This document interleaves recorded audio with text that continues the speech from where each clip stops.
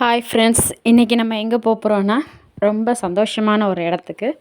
அங்கே போனால் நமக்கு மன நிம்மதி, சந்தோஷம் எல்லாம் கிடைக்கும். இதை எத்தனை பேர் அனுபவிச்சிருக்கீங்கன்னு எனக்கு தெரியாது. மேக்ஸிமம் நாங்கள் ஊருக்கு வந்தால் ஃபஸ்ட்டு நாங்கள் விசிட் பண்ணக்கூடிய ஒரு நல்லதொரு இடம்னா எங்கள் வீட்டு தோட்டம்.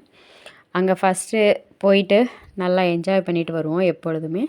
அது வந்து ஒரு சந்தோஷமான ஒரு இடமா இருக்கும். அன்றைக்கி நாங்கள் எங்கள் வீட்டு குட்டீஸ் எல்லாரையும் கூட்டிகிட்டு போயிருந்தோம்.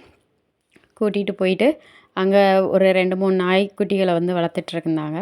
ஸோ அதுக்கு கூட கொஞ்சம் நேரம் டைம் ஸ்பெண்ட் பண்ணிவிட்டு, அப்புறம் எப்பொழுதுமே நாங்கள் அங்கே போனால் கண்டிப்பாக இளநீ வெட்டி சாப்பிடுவோம். ஸோ இந்த டைம் எங்கள் வீட்டு குட்டி இளவரசன் வந்து எங்களுக்காக இளநீ வெட்டி கொடுத்தான். அதை நாங்கள் எல்லாருமே சாப்பிட்டோம். சாப்பிட்டுட்டு எங்களையே சுற்றி வந்துட்டு இருந்துச்சு அந்த குட்டி நாய்கள்.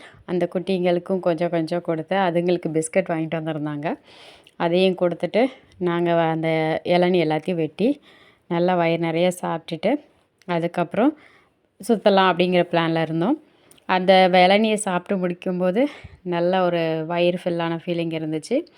அதுக்கப்புறம் நாங்கள் என்ன பண்ணலாம் அப்படின்னு யோசித்தப்போ, இளவரசன் வந்து நாங்கள் புறா முட்டை கிணற்றுக்குள்ள இருக்குது, வாங்க பார்க்கலாம் அப்படின்னு சொல்லிட்டு போய் இறங்கி பார்த்தான். பட் அங்கே புறா முட்டை இல்லை, புறாவும் இல்லை.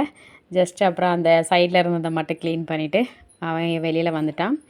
அதுக்கப்புறம் நான் பெண் குழந்தைங்களுக்குனாலே பூ பிடிக்கும். அவங்க எல்லோரும் அங்கே பூ விதைச்சிருந்த அந்த பூந்தோட்டத்துக்குள்ளே போயிட்டு அவங்க என்ஜாய் பண்ணிட்டு வந்தாங்க. அந்த கேப்பில் நான் வீட்டுக்கு தேவையான கருவேப்பிலை பறிச்சிட்டு வந்தேன். அது மட்டும் இல்லாமல் அங்கே விதைச்சிருந்த கத்தரிக்காய், மாங்காய், அப்புறம் பூக்கள் ஏன்னா பூக்கள் வந்து பூஜைக்கு தேவைன்னு அதை பறித்தோம். புளியம்பழம், மிளகா, அப்புறம் வீட்டுக்கு தேவை புடலங்காய், என்னென்னலாம் வீட்டில் அங்கே தோட்டத்தில் கிடச்சிதோ அதை எல்லாத்தையும் பறித்து பேக் பண்ணிவிட்டு கொஞ்ச நேரம் அந்த நாய்ங்க கூட டைம் ஸ்பெண்ட் பண்ணிவிட்டு நாங்கள் கிளம்பி வீட்டுக்கு வந்துட்டோம். ஸோ அன்றைக்கி நல்ல ஒரு என்ஜாய்மெண்ட்டாக இருந்துச்சு. அதே போல் நீங்களும் என்ஜாய் பண்ணுங்கள். தேங்க்யூ.